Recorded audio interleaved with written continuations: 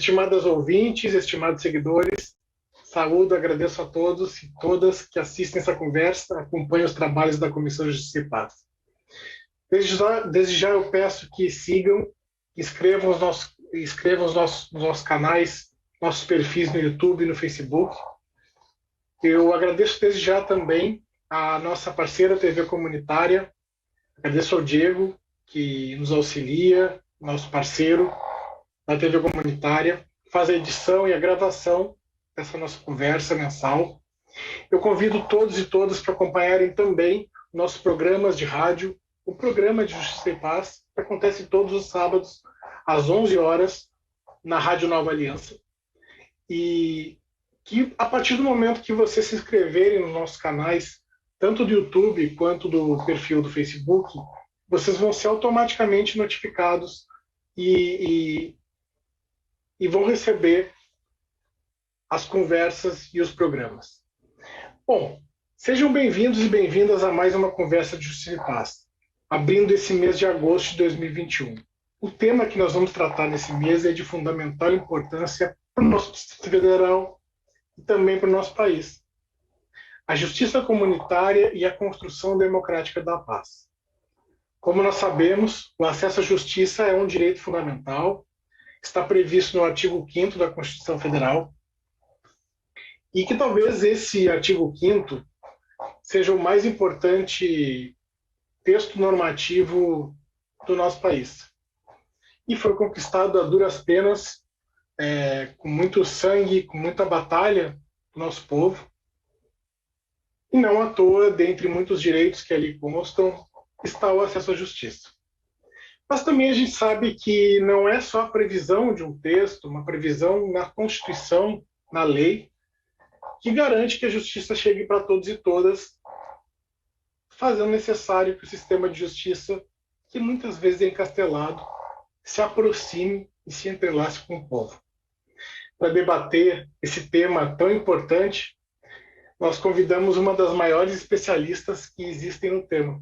Uma pessoa que é muito querida pela nossa Comissão de Justiça e Paz, muito respeitada no nosso Distrito Federal, no nosso país como um todo, no meio do judiciário, no meio acadêmico, na nossa comunidade, que ajudou a construir o projeto de justiça comunitária no Brasil.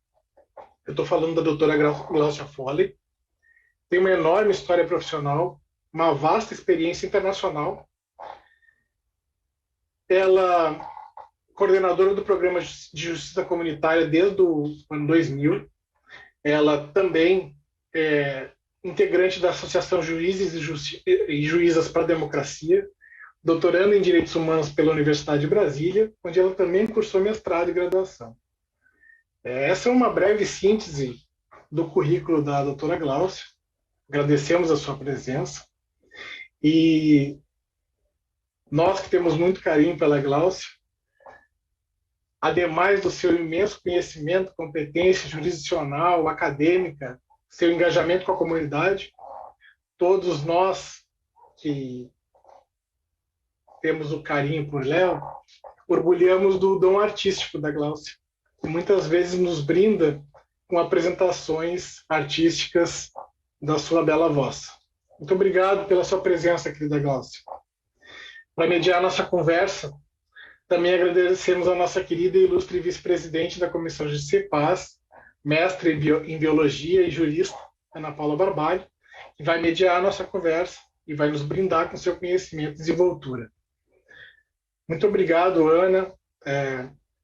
Não tenho palavras para o esforço que você está fazendo hoje.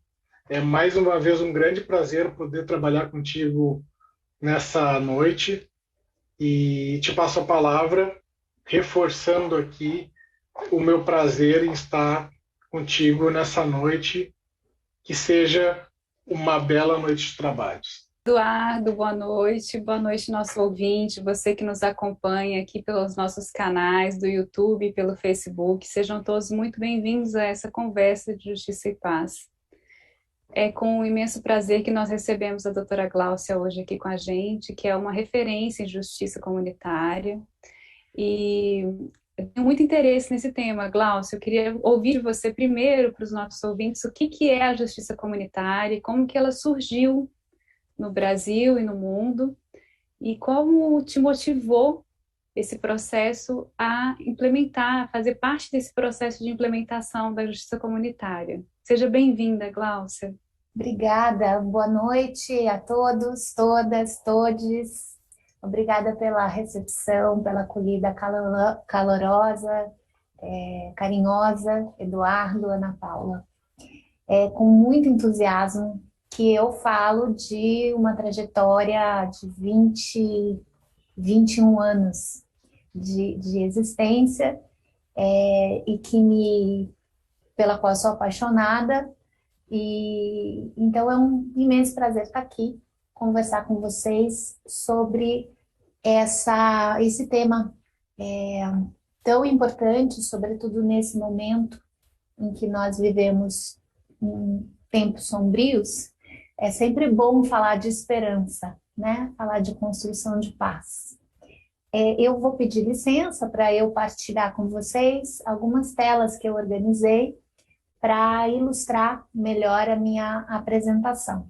Bem, para a gente falar de construção de paz, uma construção democrática de paz, a gente precisa falar tanto no âmbito da justiça, as transformações necessárias no âmbito da justiça, no sentido de promoção de uma vida digna para todos e todas, mas também a gente precisa falar de política, as transformações políticas necessárias para a gente sair de uma matriz baseada no poder verticalizado, né, hierárquico, que o patriarcado representa, o racismo, o colonialismo dos saberes, né, da hierarquização dos saberes, e a gente tem que transformar numa outra matriz, numa matriz de autoridade compartilhada, de igualdade de gênero, de igualdade racial, de integração de saberes. Portanto, eu vou emprestar aqui uma frase da professora Jenny Pierce, que diz: não podemos despolitizar a paz. A paz, a construção da paz é, sobretudo, uma tarefa política. Bem, feita essa premissa, significa, portanto, que a gente não vai atingir uma paz sustentável sem enfrentarmos a questão da injustiça social, sem a promoção da justiça social. E só podemos pensar em justiça social se nós enfrentarmos a democracia e nos empenharmos num processo de democratização tanto da esfera da justiça quanto da política. Nesse sentido, assim como os nossos representantes na política, né? Me refiro ao parlamento, aos governantes que nós elegemos e nos representam, essa democracia representativa dá sinais de insuficiência e, portanto, nós clamamos hoje por uma democracia participativa, né? Da mesma maneira acontece com a justiça. Quem nos representa na justiça, que são os operadores do direito, juízes, promotores, advogados, tem uma função, mas não tem o monopólio da realização, não deve ter o monopólio. Justiça é algo que nos interessa e que, portanto, deve estar muito além dos muros das liturgias forenses, dos muros dos tribunais. Portanto, a justiça também requer uma justiça participativa, uma justiça popular, uma justiça que possa ser realizada onde a vida acontece, onde as pessoas vivem, onde a vida pulsa, portanto, uma justiça comunitária. Se a gente pegar dentro da justiça os padrões com que opera a jurisdição nada mais é senão você pedir algo para o Estado, na figura do juiz ou juíza, e você ter uma resposta estatal para aquela demanda, né? Mas vamos pensar no âmbito, por exemplo, criminal, quando há uma violação, uma violência, a jurisdição, ela opera como a justiça retributiva. O que é isso? É o binômio clássico do crime-castigo, né? Você pune o ofensor, você atribui culpas, e você, com a espada da deusa Tênis, corta o certo do errado, o culpado do inocente. Ele é binário, ela segue uma lógica binária. Quando você tem outros modelos de realização da justiça, que opera com outros formatos, como é o caso da mediação de conflitos, como é o caso da justiça restaurativa, você opera num padrão mais sistêmico, dialógico. Portanto, ao invés de criminalizar e castigar, você busca satisfazer a necessidade de quem? De todos os envolvidos, inclusive do agressor, da vítima, do agressor e da comunidade ao redor, que também é ferida quando há uma violência. Ao invés de punir, você busca a responsabilização. Ao invés da culpa, da atribuição de culpas, você busca a responsabilização para que o responsável por aquela situação repare os danos. Portanto, ao invés de um processo de divisão de corte, a gente tem um processo muito mais colaborativo e participativo. É verdade que hoje a justiça formal, dentro dos fóruns, se faz justiça restaurativa e mediação? Sim, se faz, é verdade. Mas, quando nós pensamos que esses mecanismos podem também ser aplicados às comunidades, nós potencializamos a sua capacidade emancipatória, e é sobre isso que eu quero falar para vocês a partir de agora. Por que nós aumentamos a capacidade emancipatória quando nós operamos com mediação e com práticas restaurativas fora do judiciário, nas comunidades? Porque quando a gente atua dentro do judiciário, o judiciário trabalha com a matéria-prima que chama episódio. A gente recorta o que aconteceu e não analisa o contexto das relações da onde emergiu aquele conflito ou aquela violência.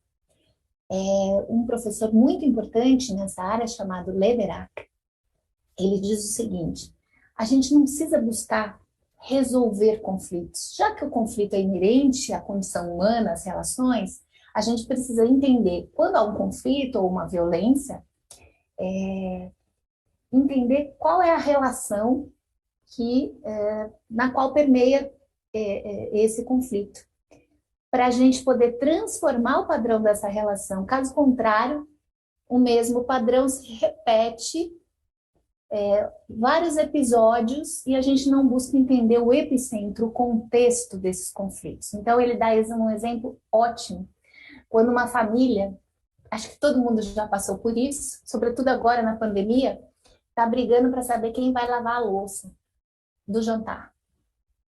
E aí dá uma briga danada, porque um diz que já lavou ontem, e que agora é a vez do outro, enfim. Ao invés da gente trabalhar o episódio, qual seja, briga para saber quem vai lavar a louça, a gente tem que entender essa família, o epicentro dessa família. Que tipo de relacionamento ela tem entre os seus membros? Quais os valores que essa família adota para si? Quais são as expectativas que um tem do outro? Quais são as identidades que cada um gostaria de ser reconhecido? Como essa família organiza as suas relações de poder, né? Quem decide, quem toma a decisão? Como eles se comunicam? Portanto, por que eu trouxe isso? O nosso trabalho na justiça comunitária, aqui no Distrito Federal, a gente nunca parte da pergunta o que aconteceu, porque isso nos remete a um passado. Quando nós queremos entender o contexto das relações e ter uma visão mais prospectiva para reorganizar o nosso futuro com base em relações diferentes, relações mais horizontais. Claro que no curso desse diálogo o que aconteceu aparece, ele vai emergir, mas o foco não é isso. Daqui a pouco eu vou trazer exemplos que vai ficar mais claro. Como que a gente faz isso? A gente opera com círculos comunitários. Círculos são trazer pessoas para discutir determinado assunto. Pode ser um conflito, sim. Pode ser uma violência ocorrida, sim. Mas pode ser simplesmente partilhas de identidades, preocupações, né? Como eu vou exemplificar mais tarde. O círculo ele é muito interessante porque ele é dialógico. Por que ele é dialógico? Ele não tem ele não é adversarial, né? Não se faz um debate para um contestar o outro. A própria circulação do objeto da palavra, que é um objeto qualquer que o grupo entenda que é representativo, a pessoa só fala quando ela está com o objeto na mão. Tem todo um ritual muito bonito para que ele flua bem. E, inclusive, respeite os silêncios. A pessoa pode ficar em silêncio e ela passa o bastão em diante. Então, ele é bem participativo, ele é horizontal. Enquanto um está falando, a pessoa não vai ficar ansiosa para já tentar contra-argumentar, porque ela sabe que o próximo é ela para falar. Então, o nosso ouvido fica muito grande nos círculos, né? Mais do que a nossa boca. E isso traz uma sensação de pertencimento àquele grupo, que de alguma maneira partilha uma preocupação comum e de inclusão. Há um profundo respeito às diferenças, reflexão sobre as próprias identidades. Nós partimos da premissa que os conflitos surgem quando as identidades não são reconhecidas. Então, é muito importante falar sobre as nossas identidades, o que a gente gostaria, como a gente gostaria de ser reconhecido. E também é uma conversa muito política, porque se nós temos um problema que envolve, por exemplo, uma questão de política pública, é importante entender por quê, de onde emergem os conflitos. Qual é a ausência aqui? É uma ausência, talvez, de algum serviço estatal? Ou é uma ausência da própria comunidade? Enfim, saber diagnosticar o problema para decidir a melhor forma de enfrentá-lo. Então, eu vou trazer aqui 3 casos específicos para ilustrar. Primeiro, antes de apresentar o caso da gestão do lixo, onde que a gente faz isso? Esse trabalho que eu vou apresentar aqui. Nas comunidades. O que você chama de comunidade? As comunidades, aqui a gente está chamando de comunidade territorial. Nós operamos na Ceilândia, em Samambaia e em Taguatinga. Quem é que faz esse trabalho? Os agentes comunitários, que são membros de suas comunidades. Isso é muito importante. Nós definimos o nosso trabalho, nós realizamos mediação comunitária, que é esse todo, articulando várias atividades, nós chamamos o todo macro de mediação comunitária, mas feita na comunidade, para a comunidade, mas sobretudo pela própria comunidade. Esse pela faz muita diferença, porque ele não é colonizador. Nós, na verdade, somos uma escola, nós não somos uma prestação de serviço. A justiça comunitária é uma escola que capacita membros da comunidade para que desenvolvam habilidades e técnicas para que façam esse trabalho que eu vou apresentar aqui. Portanto, o caráter emancipatório do nosso programa está exatamente em desenvolver autonomia. Gestão do lixo. Nós recebemos uma demanda, os agentes comunitários estão lá na sua comunidade e vão recebendo as suas demandas. Que havia uma violência um pouco velada ainda, em tom de ameaça, entre 2 vizinhos brigando por causa do lixo. Um colocava o lixo na frente da porta do outro. Parece que está no DNA do ser humano fazer isso, não sei por quê, mas onde quer que eu vá, eu já fui ao Afeganistão e lá em Cabul eu fui falar sobre isso. Quando eu contei essa história, o pessoal começou a rir, disse que é muito comum em Cabul também. Pois bem, eles já estavam se estranhando, né? E a coisa já estava evoluindo para uma espiral da violência. O que nós poderíamos fazer nesse caso? Bom, a gente conhece as técnicas da mediação, poderia colocar os dois numa mesa redonda com o mediador. Esse é o que faz, por exemplo, no judiciário, trabalharia o episódio. O que a gente fez? Qual é a forma justiça comunitária de abordar esse conflito que vem na forma interpessoal, uma violência interpessoal? Bem, é sobre lixo? Vamos chamar a rua inteira? E quem tiver mais interessado? Vamos chamar as crianças? Vamos chamar o posto de saúde para abordar a questão da gestão do lixo do ponto de vista sanitário, o impacto na saúde? Vamos chamar as ONGs dessa comunidade que trabalham com a questão ambiental? E foi um sucesso, porque ao invés de perguntar o que está acontecendo entre os 2 vizinhos, a gente perguntou: quem são vocês, né? Claro, a pergunta voltada para a questão da gestão do lixo, era isso que a gente queria trabalhar ali, já que a demanda veio dessa maneira, né? E surgiram ideias incríveis. Convidamos o SLU, o Serviço de Limpeza Urbana, que veio, e os moradores reclamavam que o caminhão não passava com a frequência que eles queriam. O motorista disse, olha, essa rua é estreita, quando eu tento passar o caminhão, tem 2 carros estacionados, nem sempre eu consigo. Quer dizer, uma coisa simples, e o SLU se comprometendo a estar mais presente, pediram que passasse mais um dia. O vizinho, que era serralheiro, disse, olha, se vocês cotizarem o material, eu posso fazer uma cestinha de ferro, né, na frente de cada casa, para a gente evitar esse tipo de coisa. Enfim, as crianças tiveram aula com os bombeiros, que fizeram um teatro sobre o impacto ambiental de uma boa gestão do lixo, o posto de saúde, os médicos, profissionais da saúde que tiveram a oportunidade de falar sobre isso, e aí nós transformamos. E depois os 2 homens disseram que gostariam de uma mediação entre os 2 para que aquele mal-estar fosse resolvido. Então fizemos a mediação mesa, que só interessava aos 2, daquela questão.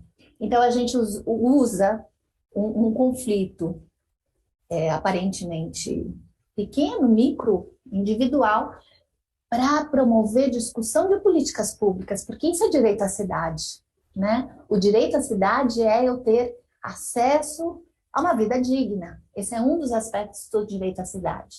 Então, era uma comunidade que mal se conhecia, mal se comunicava, e a partir desse dia passou a ter projetos em comum. Portanto, é isso que acontece na justiça comunitária. Não é um jeito de resolver conflitos, é uma prática social transformadora, que busca promover inclusão social, direito à cidade, autonomia comunitária. Ninguém ficou esperando o deputado chegar lá para resolver o assunto para eles da questão do lixo, né? A própria comunidade arregaçou as mangas e falou, vamos ver o que cabe ao Estado, mas o que a gente também pode fazer para ter uma boa gestão. Isso desenvolve cooperação, pertencimento, e isso é uma justiça participativa. O outro caso, não é bem um caso, mas é o círculo que a gente chama de Dores e Delícias de Ser Mulher. Promovemos círculos de mulheres, e esse nome é provocativo por causa da música do Caetano Veloso, porque a gente está associando demais sempre a questão da mulher, sempre à violência, e a mulher é muito mais do que vítima de violência, né? A mulher tem protagonismos, a mulher tem projetos, enfim. E o primeiro círculo que a gente fez, alguns anos atrás, aconteceu uma coisa muito interessante. A pergunta motivadora do círculo, veja, não tinha conflito nenhum. As mulheres queriam conversar sobre a sua condição de mulher. E a pergunta era, qual é o seu sonho? Se você realizou sim ou não, por quê? E daí foi passando. E o primeiro círculo eram só mediadoras. A gente ainda não fazia na comunidade, que a gente estava aprendendo a técnica dos círculos. E uma delas falou assim, meu sonho é dirigir carro. Acho lindo mulher que dirige carro. E aí todo mundo olhou com estranhamento para ela, tipo, você não está na Arábia Saudita, né? Não sei se parece que agora até já pode dirigir lá, mas assim, no Brasil ainda podemos dirigir carro, as mulheres, né? E ela começou a se justificar, dizer, olha, não, é porque eu tive, sabe, a gente é duro, tal, e o único patrimônio que a gente tem, eu e meu marido, é esse carro.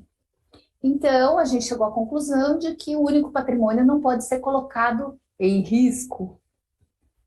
E daí todo mundo, naquele silêncio eloquente, né? Porque no círculo você não julga ninguém, mas você ouviu uma frase dessa, ela sentiu, né? Ela falou assim, ups, e ela é uma mediadora. Ups, isso não tem olho roxo, mas isso é violência, né, de gênero. Eu acho que eu preciso de uma mediação com meu marido. E aí ela buscou uma mediadora que não os conhecia para ajudar, né, nesse diálogo com o marido, porque afinal ela queria cumprir o sonho dela. E as demais mulheres, diante disso, falaram assim, nossa, essa coisa de não ser olho roxo e ainda assim existir violência, a gente precisa pensar sobre isso. Então, uma que era manicure falou, amanhã mesmo já começo a conversar com a mulherada, enquanto eu faço a unha, sobre quais são as violências que a gente reproduz, essa história de mulher no trânsito, perigo, como é? Mulher no volante, perigo constante, né? Já vou começar a trabalhar isso. A outra tinha 8 filhos, foi um monte de filho homem, falou, amanhã mesmo, já no café da manhã, já vou tratar esse assunto com eles. Quer dizer, você promove com círculos reflexões sobre violências até mesmo estruturais, né, culturais, que, que a gente não percebe, porque ela não tem olho roxo, né? E esse círculo, ele está se desdobrando para um ano depois que a gente começou a fazer, os homens quiseram também fazer os seus círculos para discutir gênero, e eles disseram que logo, logo estarão aptos para fazer um círculo conjunto de homens e mulheres para discutir as questões de gênero. Esse é um dos círculos que a gente fez lá no nosso espaço, na Ceilândia. Não, esse é de Samambaia, esse espaço. Bom, e o terceiro caso, eu juro que eu vou acabar logo para a gente poder deixar tempo para o debate. Mas é que esse é meu xodó, que é o Vozes da Paz. É um programa que começou há uns 7 anos atrás, logo quando a gente começou, foi, aliás, por essa experiência que a gente começou a se interessar pela metodologia circular.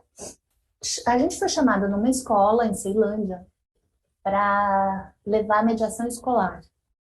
A escola tinha altos índices de violência e, enfim, o diretor pediu. Só que a gente é mediador comunitário, a gente não chega com nada pronto. O mediador comunitário, ele pergunta, ele ou ela interage com a comunidade perguntando o que a comunidade deseja, né?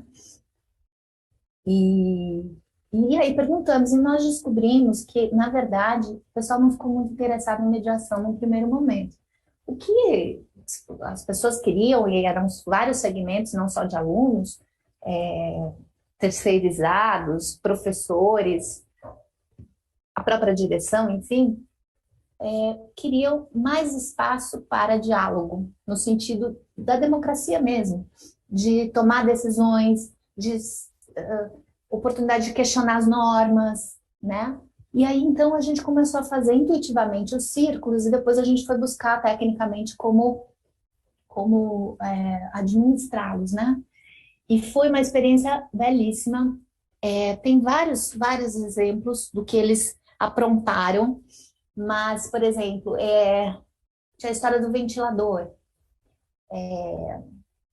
Um dia estavam fazendo um círculo com vários segmentos ali da escola e o diretor disse, olha, tem uma rubrica aí orçamentária que vai sobrar e eu quero saber o que vocês querem, como é que a gente pode pensar coletivamente o destino dessa verba.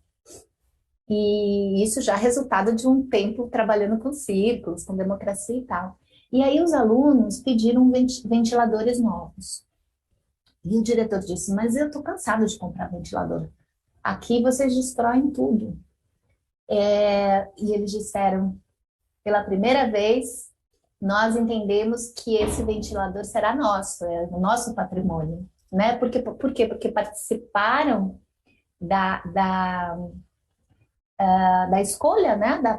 da prioridade. O processo participativo provoca essa sensação de pertencimento, né? E de corresponsabilidade em relação ao patrimônio. Tem outras histórias lindas, as crianças, alguns pais chegaram e falaram, o que vocês estão fazendo com as nossas crianças? Aí, por quê? Agora em casa, começa a ter briga lá em casa e meus meninos chegam e falam assim, vamos fazer uma rodinha para que cada um possa trazer as suas preocupações em relação a isso? Quer dizer, é uma revolução, a meu ver, cultural, né? A criança poder contaminar, né, no melhor dos sentidos, a sua família, né, com uma outra forma de lidar com o conflito. Essa eu adoro. A gente também promove nos círculos confecção de abayomi, que são essas bonequinhas que as mulheres escravizadas de África, quando vinham para cá, para o continente, para acalmar suas crianças, pegavam a barra das suas saias e faziam essas bonequinhas com pano só com nozinhos, né?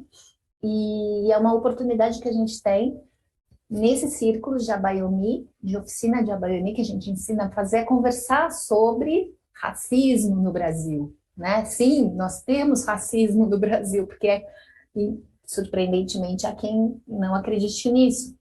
E é uma excelente maneira de revisitar, né, a nossa história e as crianças conversarem sobre isso, como elas lidam, e a oportunidade se eventual bullying esteja acontecendo, é uma forma muito interessante de se abordar essas questões.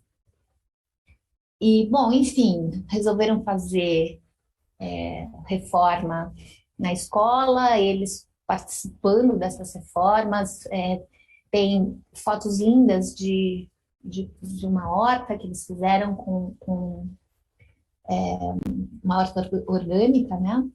Tem muita história, então só vou fechar com essa aqui. Essa aqui, quando me contaram o que ia fazer, eu falei, isso não vai dar certo, pois fez um sucesso, fez fila. Eles estavam numa roda, num círculo, conversando sobre a questão, não chega a ser gangue, mas sabe, na minha época de escola a gente falava panelinha, não sei como é que vocês falam aqui. Quando tem os grupos rivais na escola, meio que você chega, já tem que aderir a um, não pode conversar com o outro, se você não aderir a um, você fica sozinho. E aí eles estavam reclamando que estava meio violento, né, essa tensão entre os grupos. E aí eles já sei, tive uma ideia, um lá teve uma ideia. Geralmente são os alunos mais são os mais criativos, né, porque saem da caixinha. Eles fizeram esse mural, olha só. Esperem um estranho pôr a mão aqui, do lado esquerdo. Coloque a sua mão direita aqui. E só tirem as mãos quando não forem mais estranhos. Então, como havia uma regra que não era escrita, de que um grupo não podia falar com um membro do outro grupo, e que ninguém nunca questionou essa regra, essa foi a maneira que eles encontraram de quebrar essa regra. Porque criaram essa coisa criativa, né? Algo engraçado, enfim, para dar conta de quebrar a regra. E quando eu falei, gente, mas isso não é tão simples assim. Olha, fez fila na primeira semana em que eles fizeram isso, e os meninos e as meninas puderam se comunicar, e os grupos começaram a se misturar. Eu sei que são muitas as experiências, e isso implica uma redução drástica nos índices de violência, né? Então, quando se fala em militarização de escolas como uma forma de combater a violência, não se combate a violência com mais violência, né? A ordem silencia, né? A democracia, a violência na escola tem que ser combatida com democracia, com muito barulho, com muita voz, né? E por isso o nome Vozes da Paz, porque paz sem voz não é paz, é medo, como dizia o genial Marcelo Yucchi. Portanto, a nossa justiça é uma justiça para a comunidade, como eu disse no início, na comunidade, sobretudo pela própria comunidade, e aí eu estou fechando, a gente estimula um círculo virtuoso. Nós trabalhamos com 3 eixos, a educação para os direitos, e desculpa que ficou aqui em espanhol, que eu estava falando sobre isso na Argentina, e aí eu esqueci, eu só corrigi 2. Trabalhamos com educação para os direitos, mediação e formação de redes. A educação para os direitos, os agentes comunitários estimulam que a comunidade conheça quais são os seus direitos, mas sobretudo numa visão crítica, né? Entender se aquele direito atende ou não às minhas necessidades. Uma educação paulo-freireana, obviamente. E que estimula a participação política, que a educação para os direitos também te dá os canais de acesso ao Estado, aos serviços do Estado, mas também os recursos que a própria comunidade eventualmente tenham, nessas atividades voltadas à educação para os direitos, pode ser que surja uma mediação de conflitos, seja ela individualizada, seja ela coletiva, como aconteceu no caso do lixo. Ali teve educação para os direitos, né? Ali teve mediação e ali se formou uma rede, que é essa terceira bolinha, esse mapeamento, a gente mapear quais são os nossos problemas, para a gente se autodiagnosticar e poder prescrever coletivamente as soluções. A gente entende que é esse círculo virtuoso que promove transformação.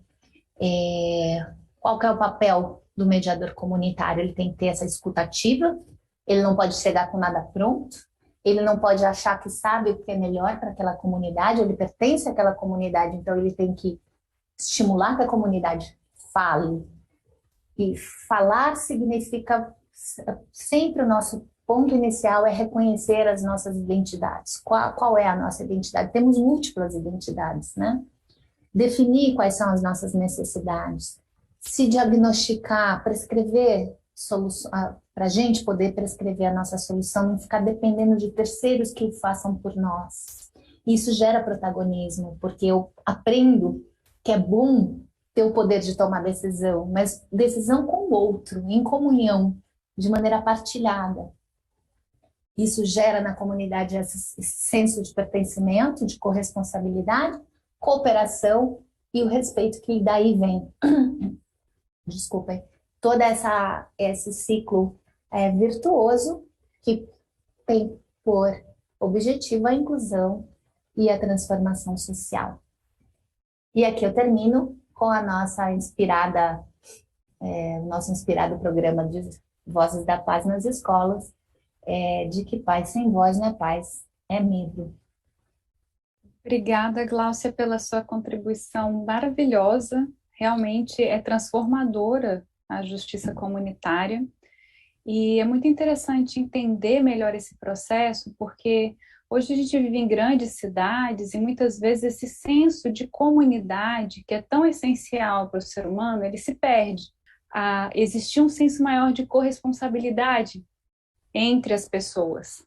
E à medida do momento que as nossas comunidades vão se ampliando, a gente vai vivendo em grandes cidades, esse senso vai se perdendo um pouco. Então, a comunidade ela fica mais, vamos dizer assim, as relações ficam mais frouxas entre as pessoas, né?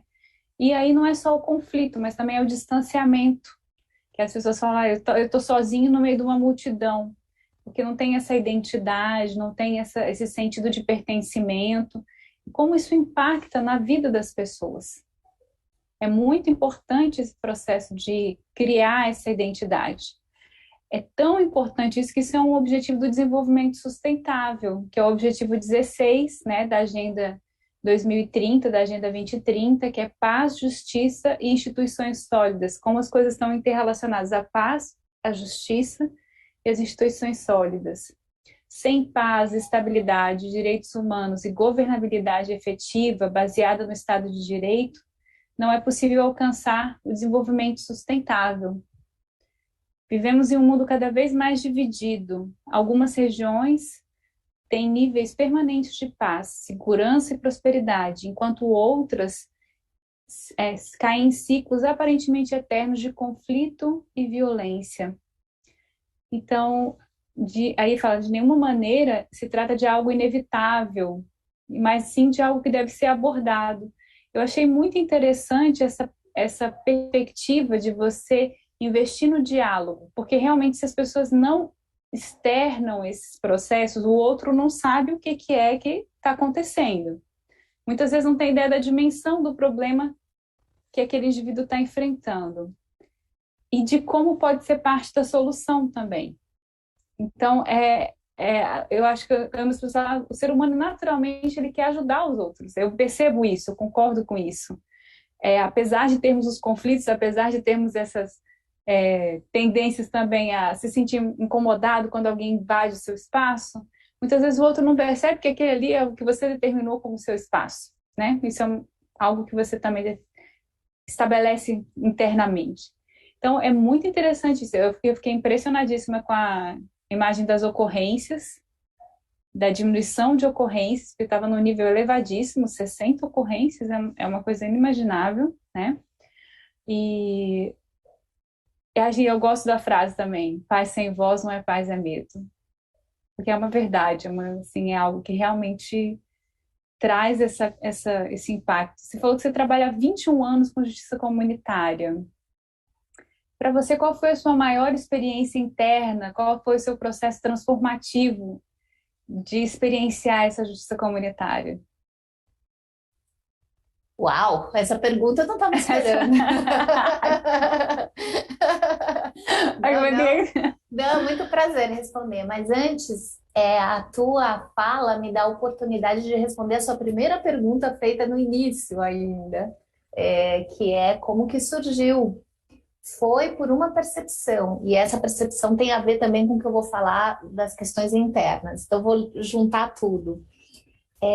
Eu entrei na magistratura em início de 98 e fiquei muito frustrada, quase pedi exoneração, porque eu fiquei numa vara cível, uma coisa bem para lidar com, né, com contratos, enfim.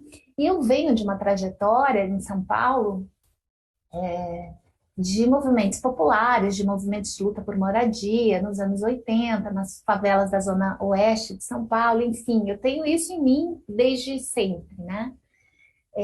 Meu pai, que já se foi, sempre falava que quando eu ficasse mais velha, eu ia me aquietar, mas eu já estou com 53 anos e eu acho que cada vez eu estou mais inquieta, felizmente. E daí, um amigo meu falou, não, deixa a magistratura, inventa alguma coisa. E aí eu soube que o tribunal estava criando o juizado itinerante, que é um ônibus que percorre regiões de difícil acesso à justiça. Eu falei, é isso que eu quero ser a juíza do ônibus. E aí montamos o ônibus e comecei a ir para lugares que eu nunca tinha nem sequer ouvido falar, Mestre Darmas, Arapuanga. E eu brinco que eu não precisava nem usar nada no cabelo, né? Que assim, a gente descia, batia aquele poeirão, o cabelo já ficava todo armado, arrumadinho, assim, né? Uma situação absurda, né? Que eu não conhecia. Eu vinha de São Paulo, conhecia a periferia de São Paulo, mas não conhecia essa realidade de Brasília.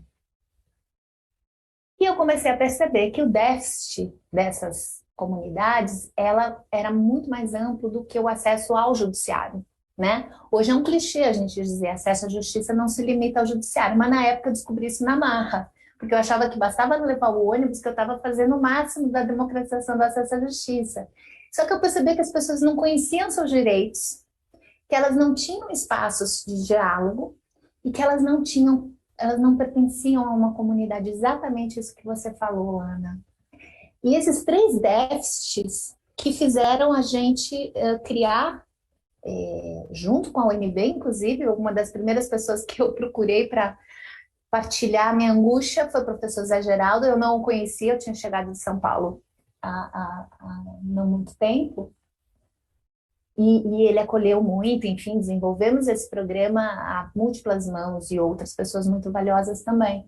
Mas então, para a falta de informação sobre os direitos, pensamos no eixo da educação para os direitos, a falta de diálogo, a mediação. Aí foi quando eu conheci a mediação por meio do professor Vará, também na UNB, e a animação, a articulação de redes para tentar amarrar essa falta de mobilização, de coesão, de vida comunitária, né? A DF tem uma realidade muito perversa de que esse transporte pendular que as pessoas que moram nas regiões administrativas fazem para vir ao plano piloto, fazem com que essa presença na sua comunidade seja depois de um dia exausto de trabalho, ela se tranca, você não vê cadeira na calçada, as pessoas conversando, igual você tem no interior, e liga a televisão e vai assistir o quê? Um programa sensacionalista de penalismo criminal. Quer dizer, que tipo de cidadão a gente está criando, né, com essa dinâmica? Alguém, evidentemente, individualista, violento, consumista, né, porque entre um programa e outro vai ter muitas propagandas de televisão.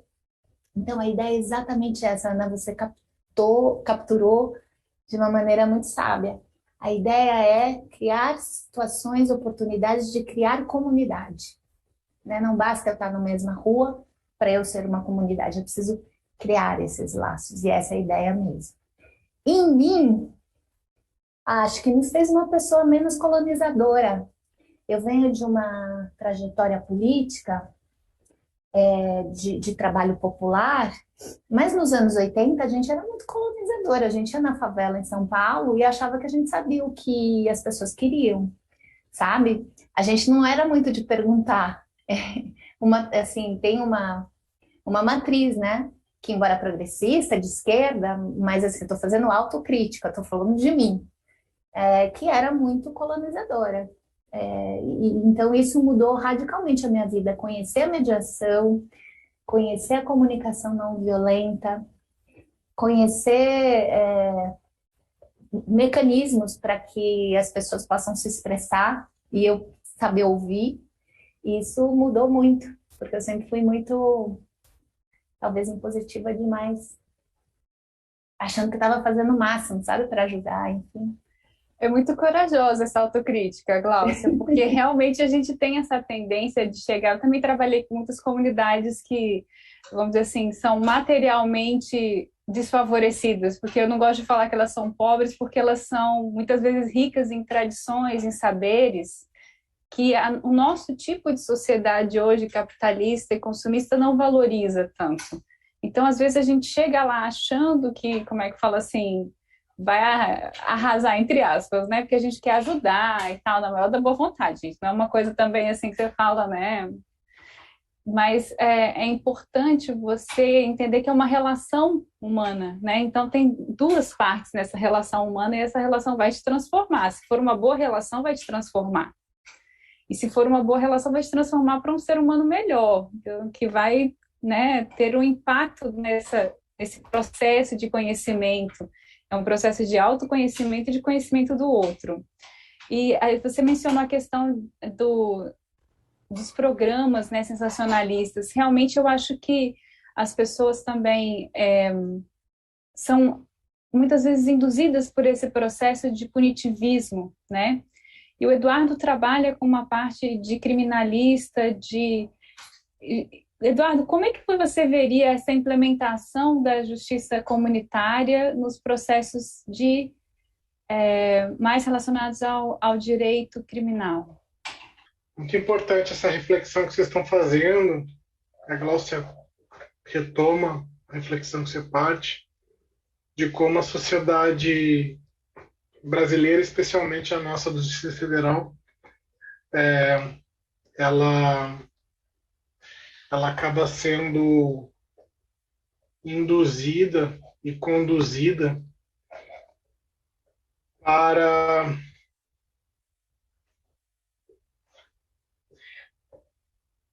midiaticamente para a impulsividade violenta. Claro que o impulso violento ele é algo que está no nosso id. O ser humano ele tem um lado violento, que é algo que pode ou não ser alimentado.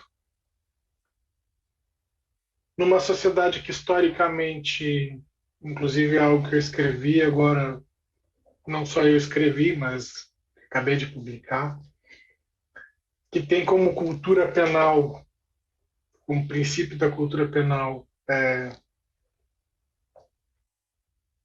a chibata, né? Antes de ter uma prisão, tem a tortura como princípio. A prisão depois vai ser um sistema só de regulação do tempo, mas alimentado pela tortura. Então, esse processo de mídia, ele só alimenta um processo de tortura. E esse inconsciente que ele é violento acaba sendo estimulado. Com toda essa situação de precariedade que a própria condição de exploração do trabalho que a Gláucia explicou. E no nosso Distrito Federal, nas grandes capitais, são 4 horas, 3 horas e meia de transporte público para chegar para o trabalho, mais extenuadas horas de trabalho não remunerado, remunerado por um tempo e mais horas de não remunerado, depois inserido num processo de mídia. Me parece que essa saída, esse trabalho de mediação, ele é muito importante. E aí minha admiração pelo trabalho da Gláucia, não só da Gláucia, mas a Gláucia é uma das grandes, não só pelo respeito que eu tenho por ela, pela admiração e amizade, se permita dizer assim, mas é porque antes disso já existia uma admiração de quem não a conhecia. Ela é um dos grandes nomes na mediação, talvez mundial, se posso dizer assim, porque ela, tanto num plano de quem escreve quanto quem pratica. Na justiça comunitária, a mediação é um dos passos dela. No plano penal, e aí te respondendo especificamente, é fundamental. Com todo esse estímulo de violência, uma das questões que fica é o insulto. Muitas vezes o que surge só é uma sentença. A pessoa vai para a cadeia e não sabe direito por que ela foi. E não resolve a questão da família do problema.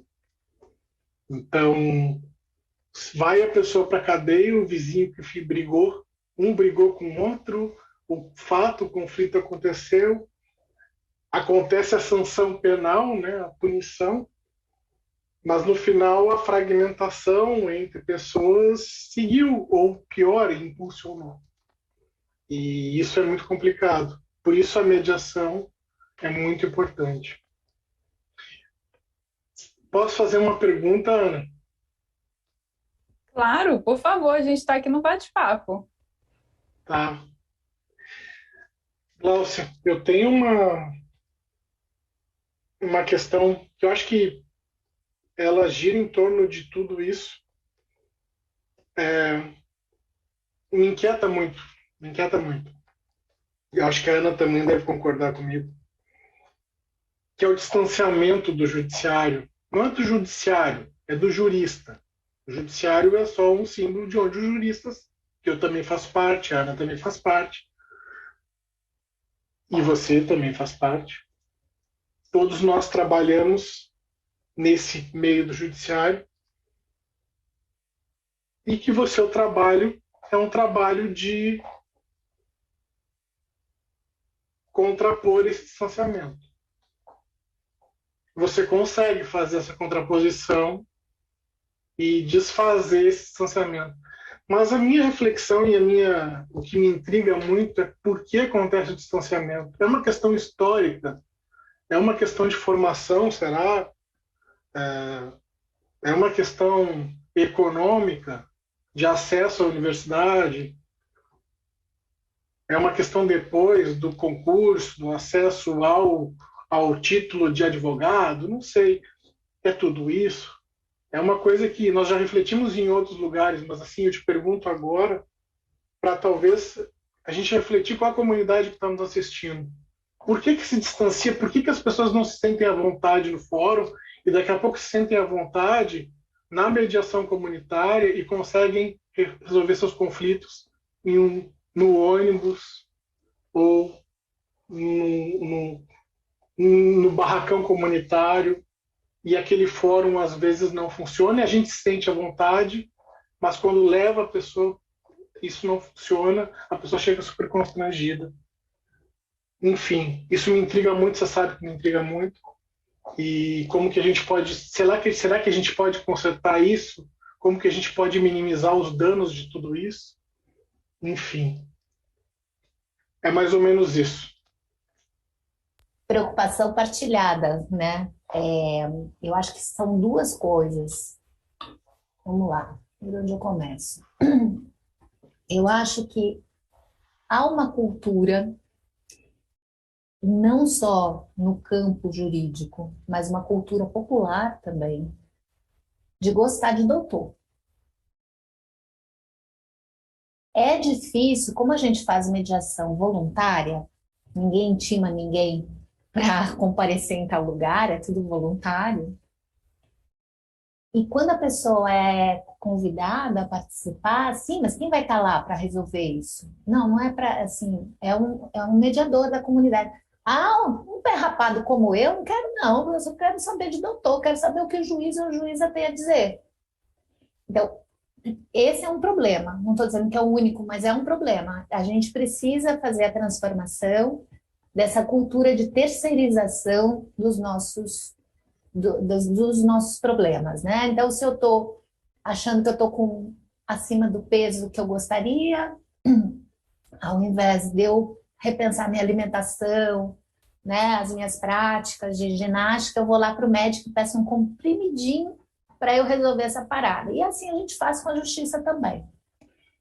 Essa é uma coisa. Agora, dentro do judiciário, eu acho que, acho não, basta ver o perfil, o CNJ sempre lança o perfil dos juízes, que é eminentemente branco, masculino, né? E de classes sociais, como tem também vamos dizer assim, uma apologia, né, da meritocracia.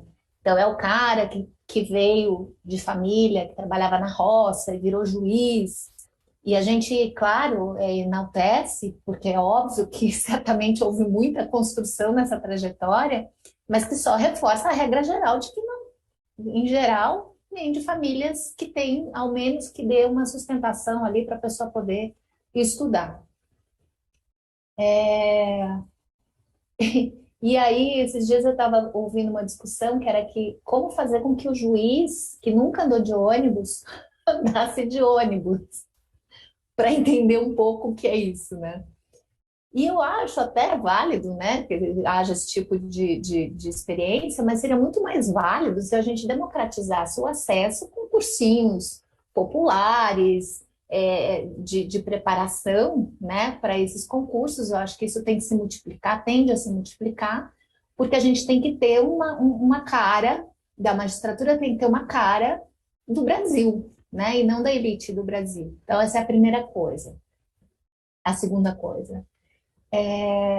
E eu acho também que as nossas rituais processuais não ajudam muito, sabe? Eu me vejo assim, como juíza, eu sou juíza de um juizado criminal. Primeiro que eu sinto que eu estou enxugando gelo sempre, né? Quando eu tenho mesmo que decidir. Claro que a gente tenta muito os acordos, que o juizado permite isso, mas na hora que depois, se não tem acordo, vira um processo criminal como outro qualquer, né? Com produção de provas e tal, e sentença. E quando eu tenho que decidir na forma de sentença, não ajuda muito o nosso formalismo excessivo. Então, eu acho que tem que ter essas três coisas que eu falei. Eu acho que tem que ter estímulos para que o acesso à magistratura seja mais democrático, na forma de cursos preparatórios, formação dos juízes em direitos humanos, que a gente não tem. Agora parece que é obrigatório o CNJ, mas na minha época, imagina, nem pensar. E tem que ter também na comunidade essa mudança cultural de que sim, é possível, nós também podemos. E com isso eu não quero colocar como objetivo diminuir o número de processos do judiciário. Isso é um problema do judiciário que tem que resolver, não é a comunidade que tem que resolver o problema do que o juiz está com a pilha de processos cheia. Não é isso, é porque é muito mais interessante e criativo se a própria comunidade resolve por si própria, né? Então tem que ter uma reforma interna do judiciário no acesso, para que ele seja representativo, tem que ter uma reforma cultural na comunidade, isso a gente tenta fazer com a justiça comunitária, e reformas legislativas também, que não aprisionem tanto o juiz. Eu estava dizendo que muitas vezes, quando eu tenho que sentenciar, às vezes a lei me poda muito, né? Vou dar um exemplo. Ah, arma branca. Arma branca são armas que não são de fogo, né? A gente chama de arma branca. Ela está tipificada, ou seja, ela é considerada uma contravenção penal, o porte dela, mas ela sempre, pela própria redação dela, ela sempre dependeu de uma regulamentação para que ela fosse considerada contravenção. E aí esse modelo nós chamamos de norma penal em branco. Então, nunca foi crime. Só que de uns tempos para cá, talvez com a crise econômica, as pessoas não estão comprando arma de fogo, estão usando faca. Daí, de um tempo para cá, começou a chover lá na minha vara denúncia de pessoas portando arma branca. Dizendo, gente, mas isso não é crime, né? A gente sempre fez nesse sentido. E aí eu fui ver, o Ministério Público estava alegando que o STJ modificou o entendimento recentemente, quer dizer, nem é uma jurisprudência consolidada, porque está dizendo, olha, não é, mas depende do contexto. Mas como assim depende do contexto, cara pálida? Porque então o contexto é quem porta a arma, se for um negro, se for de um território vulnerabilizado, então aí é crime, né? E se for um bacanão da elite que tem, sei lá, uma espada medieval, que está indo ao clube jogar tênis, então não é crime, é isso que é o contexto? Quer dizer, até quando a gente vai continuar usando o direito penal nessa seletividade perversa, né? Então, esse tipo de coisa eu consigo fazer. Eu digo, não é crime, sob pena de eu considerar o contexto, eu criminalizar a pobreza, né? Então, tem espaços para fazer isso, mas tem hora que não dá. Tem hora que realmente você tem que aplicar a lei, né? Óbvio, a gente sempre aplica a lei, né? Tem que ser técnico, né? Mas é um pouco difícil. Às vezes a lei não ajuda muito, não. Às vezes tem umas leizinhas meio difíceis de você, enfim, adaptar uma realidade, humanizar, né? Então, eu acho que também uma reforma legislativa é importante. Direitos humanos na formação, acesso democratizado à magistratura e transformação cultural também, para que o povo se aproprie da justiça, né? As pessoas muitas vezes não têm noção do que significa você falar de direitos humanos. Eu sempre penso, quando falo assim, existem direitos não humanos, né? Existem humanos não humanos? Então, são direitos que são comuns a todas as pessoas, independentemente de quem são essas pessoas, né? E quando a gente fala, por exemplo, no Objetivo de Desenvolvimento Sustentável, Objetivo 16, são coisas muito, muito marcantes, assim. A gente está falando, por exemplo, de pessoas que foram retiradas das suas casas por perseguição, conflito, violência. A gente está falando de 68 milhões de pessoas em 2017, e esse número cresceu para 2020. A gente hoje está falando em torno de 100 milhões de pessoas. A gente fala, por exemplo, de 1 bilhão de pessoas que são legalmente invisíveis, que não têm documentação, elas não podem provar quem são elas não foram registradas. Mais ou menos 625 milhões de crianças não foram registradas, não existe um registro formal dessas crianças. Vocês têm 49 países do mundo que não têm uma legislação própria de proteção contra a violência doméstica. Então, são coisas muito concretas, né? Você não ter um documento de identificação faz com que você não tenha acesso a nenhum serviço do Estado. Para tudo você tem que apresentar uma identidade. Então, são serviços muito elementares, são direitos muito fundamentais, né? E no Brasil existe algo que eu achei muito interessante na sua apresentação, Glaucia, que se falou da injustiça social. Porque essa injustiça social, você falou agora da questão do como é que você explica para alguém que nunca andou de ônibus como é que é andar de ônibus. Isso só demonstra esse tipo de injustiça, essa distância que existe entre um e outro, né? A gente pega alguns exemplos, por exemplo, da União Europeia, alguns países que as pessoas, os parlamentares, eles vão de ônibus para o trabalho, eles vão de bicicleta para o trabalho, então você não precisaria explicar para eles, o juiz vai de bicicleta para o trabalho, não precisa explicar o que significa isso. E muitas vezes, na nossa evolução como país, a gente não percebe o impacto que tem nas nossas relações cotidianas, esse tipo de situação. É muito profundo, assim, é algo que está lá na nossa raiz, né? A gente falou do colonialismo, do patriarcalismo, né? Do patriarcado, do racismo. Tem gente ainda hoje que nega que o Brasil é um país racista. Talvez porque não tenha existido, como houve nos Estados Unidos, um conflito tão explícito, uma segregação tão marcante, mas a segregação, ela existe, ela é muito concreta. Se você tem uma pessoa que nunca andou de ônibus, isso é um tipo de diferença social que é um resultado também desse processo, né? Aí também tem aquele argumento de que falam, mas eu não fui responsável pela escravização dessas pessoas, eu não tive nada a ver com isso. Mas lá atrás, na construção do país, nós como coletivo, é uma ausência de comunidade também. E a riqueza que existiu na sociedade, que continua existindo hoje, ela é resultado direto da exploração, da escravização dessas pessoas. Então, achei muito interessante no seu primeiro slide que essas questões são colocadas abertamente para a mudança de paradigma de uma situação social para outra situação social. E esses resultados que você trouxe são muito interessantes porque você vê que não é um modelo fechado, não é uma caixinha onde você fala isso serve só para isso não serve para outras situações.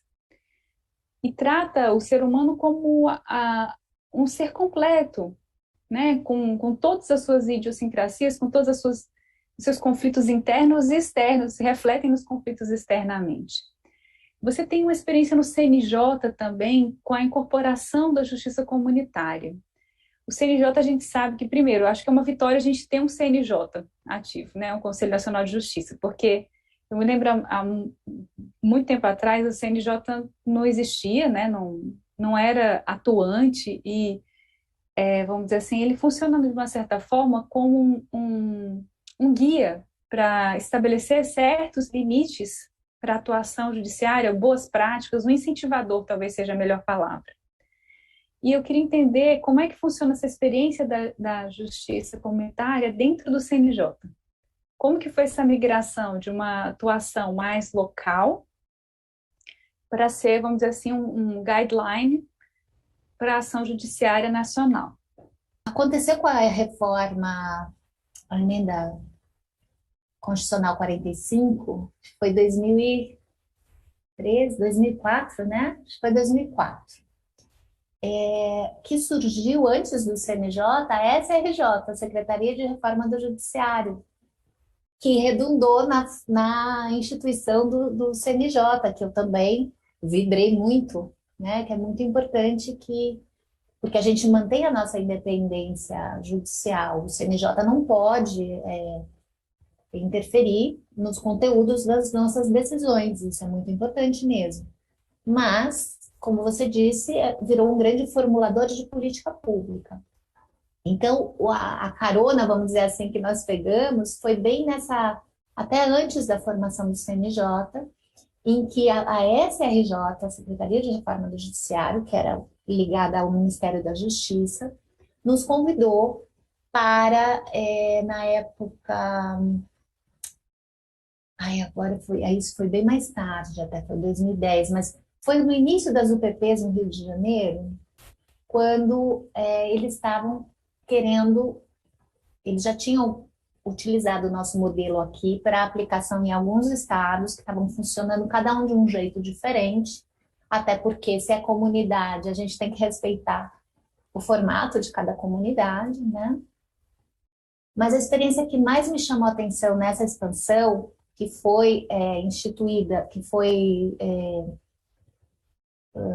solicitada pela SRJ e não pelo CNJ, foi quando a gente foi para o Rio. Eu passei 3 meses lá, meu filho tinha 1 aninho, ele começou a ir para a escola naquela época, eu lembro bem, foi um período bem marcante para mim. E eu topei e trabalhar em 4 comunidades lá. O Complexo do Borel, o Morro da Providência, a Cidade de Deus e Alemão, Complexo do Alemão. Eu não sabia o que eu ia encontrar, a realidade do Rio de Janeiro é muito diferente daqui. Então eu jamais, como eu disse, somos mediadores comunitários, a gente não chega com nada pronto.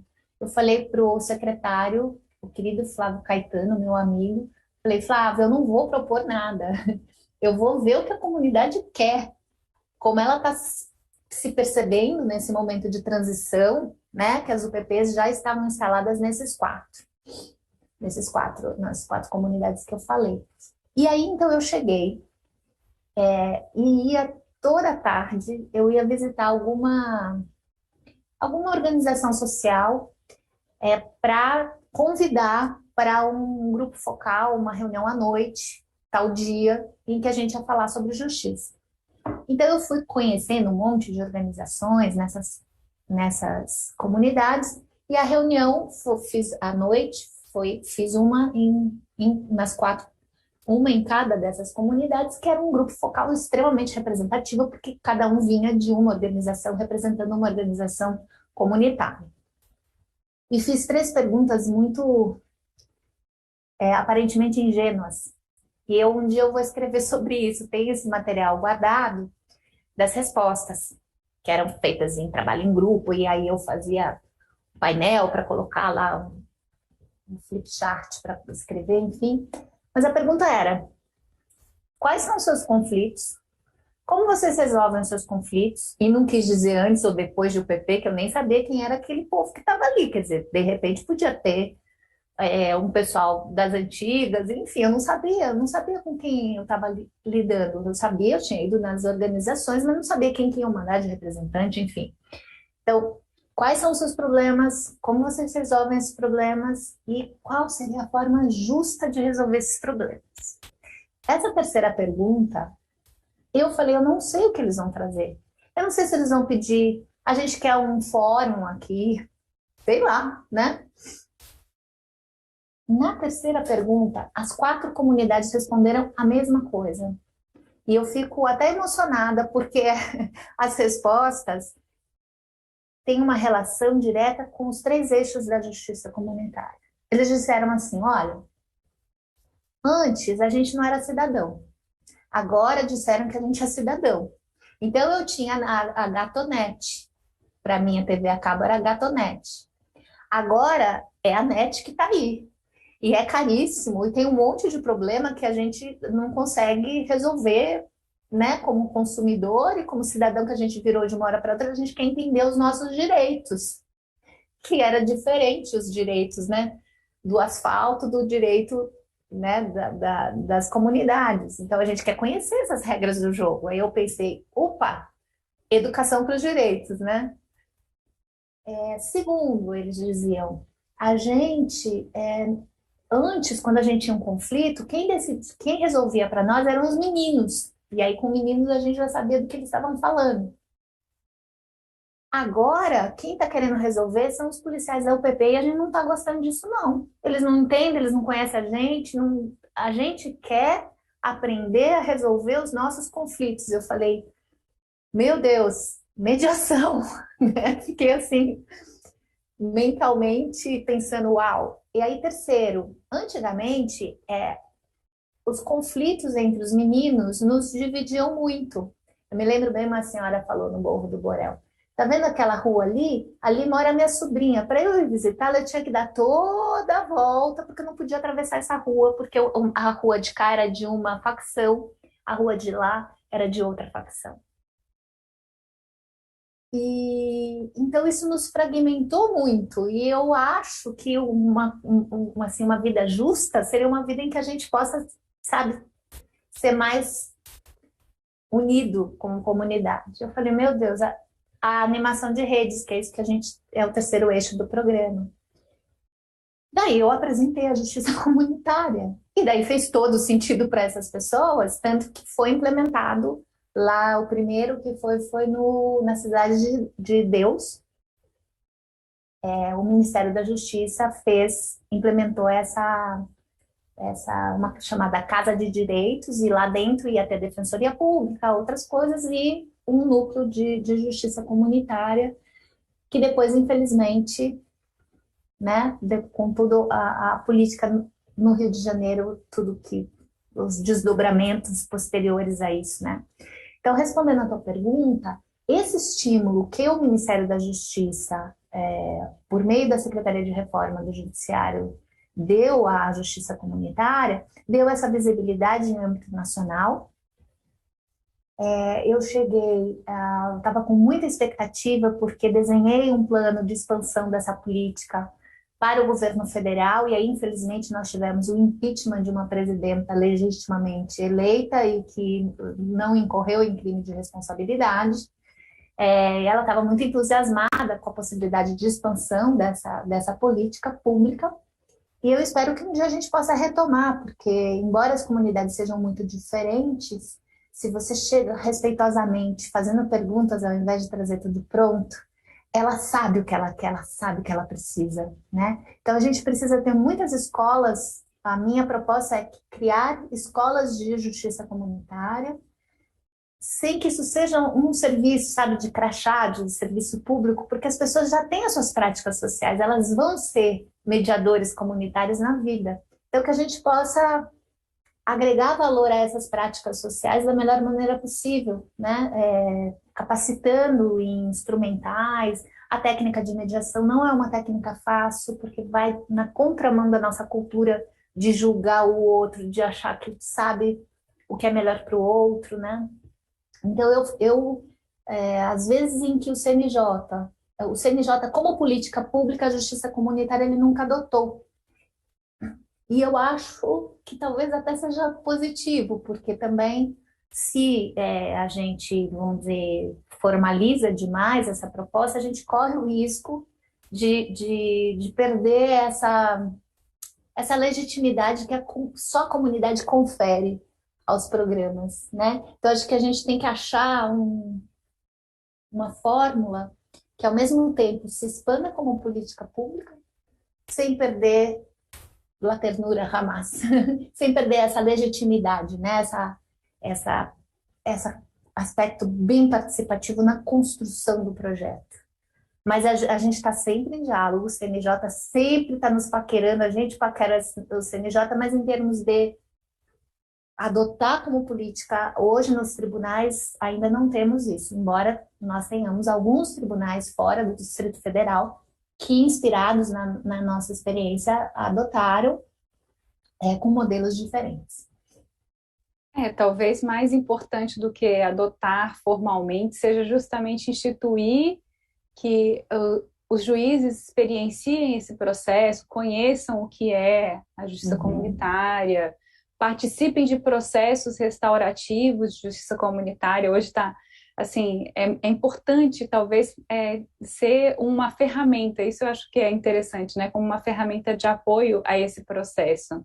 Sim. A gente está aqui na Comissão de Justiça e Paz, então acho que a gente tem que falar um pouco também do Evangelho, já que usam o Evangelho hoje para tudo, né? A gente vai usar o Evangelho da forma certa. Felizes os pacificadores, Mateus 5, versículo 9. Reflexão do Papa Francisco: perante o conflito, alguns limitam-se a olhá-lo e passam adiante como nada fosse. Lavam-se as mãos para poder continuar com sua vida. Outros entram de tal maneira no conflito que ficam prisioneiros, perdem o horizonte, projetam nas instituições as suas próprias confusões e insatisfações, e assim a unidade torna-se impossível. Mas há uma terceira forma, a mais adequada de enfrentar o conflito. É aceitar suportar o conflito, resolvê-lo e transformá-lo no elo de ligação de um novo processo.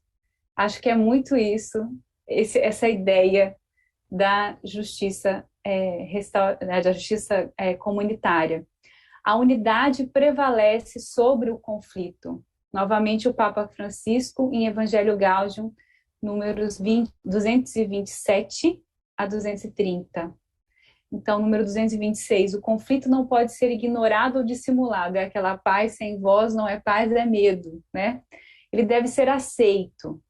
Mas se ficarmos encurralados nele, perdemos a perspectiva, que é a questão do lixo que o vizinho coloca um na porta do outro. Você perde a perspectiva de como isso é um detalhe na vida da pessoa e como isso pode, né, trazer uma consequência tão séria. Perdemos a perspectiva, os horizontes reduzem-se, a própria realidade fica fragmentada. Quando paramos na conjuntura conflitual, perdemos o sentido da unidade profunda da realidade. Então, são muito mais coisas que nos unem do que as coisas que nos separam. E talvez esse processo de justiça comunitária seja esse elo de resgate, de percepção de identidade entre as pessoas, que constrói o olhar para o futuro. Eu achei isso muito interessante que você falou, que é uma prospecção do futuro. O conflito, eu sempre falo isso, eu falo assim, o conflito já existe, já existiu e está colocado. O que você vai fazer com ele e como você vai trabalhar esse conflito para sair do processo é que é o diferencial. Então, aqui é a fala do Papa Francisco. Se você ficar preso no conflito, você não percebe a dimensão de tudo que está em volta. Então, acho que você colocou muito bem o contexto, né? Não é só aquela questão pontual que está isolada naquela caixinha. É um contexto, é uma história. Nós humanos temos histórias. Histórias internas, histórias externas e histórias que nos unem como povo, como comunidade, como a rua, onde você mora. Acho que hoje também nesse sentido de fragmentação das comunidades, quantas pessoas moram em conjuntos de apartamentos que não se conhecem? Os conjuntos são muito grandes, as pessoas não têm ideia de quem mora. E aí tanto faz, você não conhece nem o seu vizinho, né? Você não conhece aquele que mora lá no final do corredor, você não conhece também o seu vizinho. Tudo muda muito rápido, então você não tem também esse tempo de experiência, porque para conhecer é necessário o tempo. E é interessante como você falou da sua expectativa de que acontecessem as coisas e depois elas retrocederam, no caso do Rio de Janeiro. Mas, de alguma maneira, a experiência de ter passado por isso, você falou interessante, você falou Morro do Borel, Morro da Providência. Providência foi a primeira favela do Brasil reconhecida. E a história conta que foi formada por ex-combatentes de Canudos, que lá em Canudos moravam num morro que tinha uma quantidade grande de uma planta chamada favela, e que quando vieram para o Rio de Janeiro, eles prometeram o pagamento e não foram pagos. Olha só que coisa, que história que se repete. E eles se instalaram no Morro da Providência, que passou a ser chamado de Morro da Favela. Depois, com a desconstituição de um grande cortiço que existia, que era a cabeça de porco, olha como é que também é o simbolismo. Os ricos tinham uma cabeça de leão na porta das suas casas. E os pobres, o cortiço, tinham uma cabeça de porco. Então, é um simbolismo, né, daquilo que te representa de alguma forma, também desse distanciamento social. Foi desfeito esse cortiço para melhorar a imagem do Rio de Janeiro. E essas pessoas que foram despejadas foram para o Morro da Favela também, para os morros da região. Desculpa te interromper, mas eu compus um samba sobre isso. Chama Deixa Eu Falar. A gente vai ter essa história que conta o nascimento do samba bem nesse contexto do o prefeito Pereira Passos, que tinha apelido Bota Abaixo, porque derrubava tudo, porque queria transformar o Rio numa grandes boulevards francesas, né? Enfim, isso às custas de muita segregação, né? Enfim, é uma história de criminalização da cultura africana, se o cidadão estava com um violão na rua, ele era preso, né? Enfim, chama Deixa Falar. É um samba que eu tenho muito orgulho de ter feito. Você tem gravado isso, Glaucia? Eu tenho. Você tem um canal do YouTube, faz um jabá agora. Não, eu gravei 2 CDs, e o segundo dele, essa música tá no segundo, tá no Spotify. Olha, aí eu acabei, usei para fazer propaganda, coisa tem feia, que fazer. né? Não, de jeito nenhum. Tem que olha, talentos valorizados. Você é um ser humano integral, além de juízo. Você canta também. Eu vou escutar, vou baixar no Spotify e a gente, como é que fala? A gente pode até usar no final do programa, Diego, uma música para terminar esse programa maravilhoso. A gente, infelizmente, deve estar encaminhando agora para o final já, pelo tempo. E Olha, foi maravilhoso conversar com você, Gláucia. Eu adorei, eu estou super empolgada aqui. Nós da Comissão de Justiça. Você é incrível, vocês dois, vocês trouxeram questões muito do coração mesmo, sabe? Do programa. Acho que foi muito legal. Parece até que a gente combinou as perguntas. A gente não combinou as perguntas e foi maravilhoso. E acho que é importante também, assim, como essas experiências nos tocam, como nos transformam e como nos levam a justamente essa projeção de futuro. Porque a gente passar pela vida sem ser transformado não é assim que deve existir, não é assim que a experiência humana deve ser. É um prazer estar aqui partilhando, é um prazer fazer essa conversa de justiça e paz com você hoje, trazer para os nossos seguidores, para quem nos acompanha nas redes sociais, a gente, se tudo der certo no futuro próximo, estaremos presencialmente de novo com as nossas conversas que nós fazemos na Arquidiocese de Brasília, lá na Catedral. Que saudade de estar fisicamente naquele auditório, com as pessoas interagindo. É muito importante também, né? Essa pandemia trouxe um significado diferente para um abraço, um significado diferente para você se juntar para conversar com as pessoas. Isso é muito importante. É muito importante para o indivíduo e para a comunidade. E é importante ver também como essa questão da justiça comunitária, esse diálogo perpassa tudo, né? O grande fio que entremeia todos esses processos é você ouvir o outro e ser ouvido, e ser reconhecido. Então, olha, muito obrigada pela sua partilha, muito obrigada por você estar aqui hoje com a gente. Eu passo a palavra para o Eduardo e a gente vai nos encaminhando para as considerações finais. Mas de coração eu agradeço, para mim foi muito, muito interessante. Tem tanta coisa que eu acredito nesse programa de justiça comunitária. Falei, meu Deus, é perfeito, o negócio é perfeito. Obrigada. Obrigado, Ana. Obrigado, Gláucia. Quando a gente pensamos coletivamente em coletivo de Comissão de Justiça e Paz, na Gláucia e na mediação da nossa vice-presidente, Ana Paula, nós sabíamos que essa conversa teria um andamento muito, muito simbólico e seria muito rica a experiência.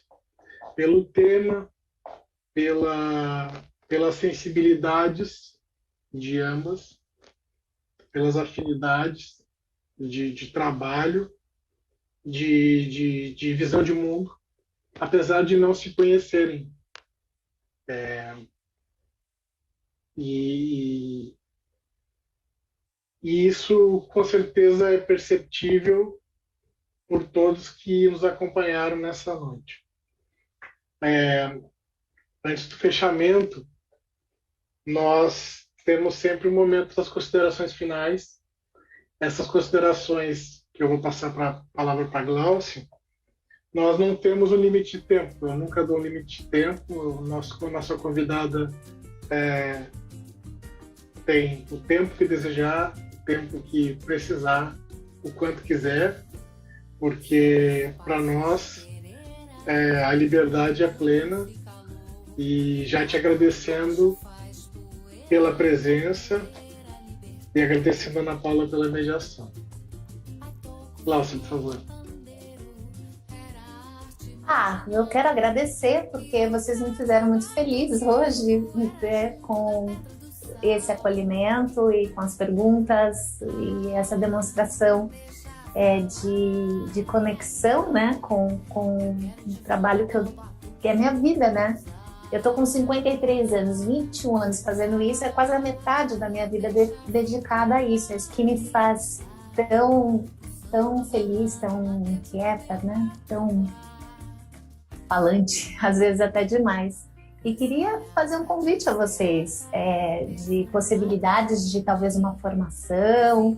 A minha equipe, eu tenho uma equipe muito competente, que são servidores do tribunal, que se dedicam exclusivamente a a escola, né, de justiça comunitária, e vai ser um grande prazer a gente poder partilhar nossas metodologias com todos os e todas pessoas interessadas, envolvidas com a Comissão de Justiça e Paz, enfim, que queiram capacitar também parceiros, né, de práticas sociais, né, em algumas metodologias. A gente está muito aberto para estabelecer parcerias. Essa seria o melhor desdobramento da nossa conversa de hoje, que a ideia é mesmo a gente poder é igual amor, né? Quanto mais a gente divide, maior ele fica. O poder tem que ser dividido e o amor tem que ser partilhado. Então, frase de uma amiga minha chamada Célia Passos, que é a nossa professora de círculos. Então é isso aí. Muito obrigada. Nós que agradecemos. Foi ao mesmo tempo, né, Eduardo? Nossa gratidão, Gláucia. Muito obrigada pela sua presença hoje aqui. Você também que está nos ouvindo, está compartilhando essa experiência através dos nossos canais do YouTube e do Facebook. Obrigada por estar hoje aqui com a gente. Eu deixo meu abraço fraterno a todos vocês. Agradeço a todos e todas. Muito obrigado, Gláucia. Muito obrigado, Ana. Muito obrigado, nossos ouvintes. Curtam nossos canais. Curtam o nosso canal no Facebook. Curtam o nosso canal do YouTube. A notificação é automática de toda a nossa atividade, nosso programa de rádio. E não tem muito o que acrescentar de tudo que Ana todo o balanço da conversa que Ana já fez. Muito obrigado.